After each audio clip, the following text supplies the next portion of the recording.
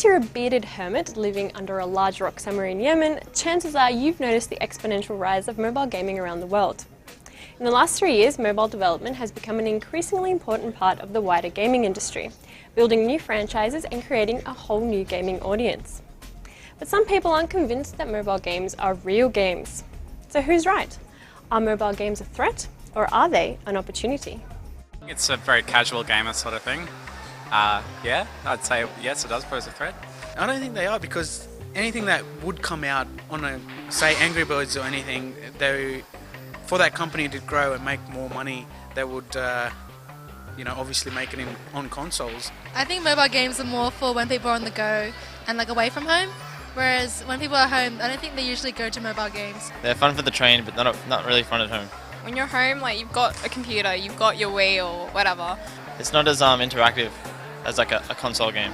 The graphics are better, the sounds are better, and there's just so much more you can do in those games, whereas on mobile phones they're really simple, so it's not as fun. Love it or hate it, there's no denying there's a pretty penny to be made in the mobile space. Earlier this year, a US mobile analytics service found that the iOS and Android game markets are growing rapidly, predicting the global mobile games market to reach $11.4 billion by 2014. Now let's compare that to the rest of the industry. In June this year, the global video game market was valued at $65 billion, meaning that mobile games are slowly catching up to PC and console titles around the world. For mobile developers like Aussie studio Halfbrick, creators of Fruit Ninja, the mobile space has proved a little bit more than just a cash cow. The studio's Ben Vale says that mobile development has provided developers with a testing ground for new ideas and new audiences. I think it's definitely an opportunity. I think I think we've proved that by moving across to and making the iPhone games.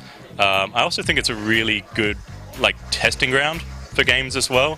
I think you can try something on iPhone, you can get out to heaps and heaps of people really quickly, and then you can take that to a bigger console and have that existing fan base, and you've learned all your lessons there.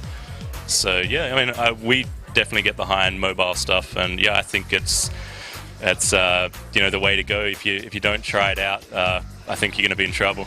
Developers also agree that mobile development provides a great way for people to get into the industry. Jesse Houston, producer at BioWare, says that pitching ideas to publishers nowadays is a whole lot easier than it was 10 years ago. One of the hardest things for new people who want to come into the industry is to actually break in and prove themselves. Getting a portfolio together is really difficult. I remember how hard it was a decade ago. It's twice as hard now, and now you can actually show a game though, and showing a game is so much more awesome.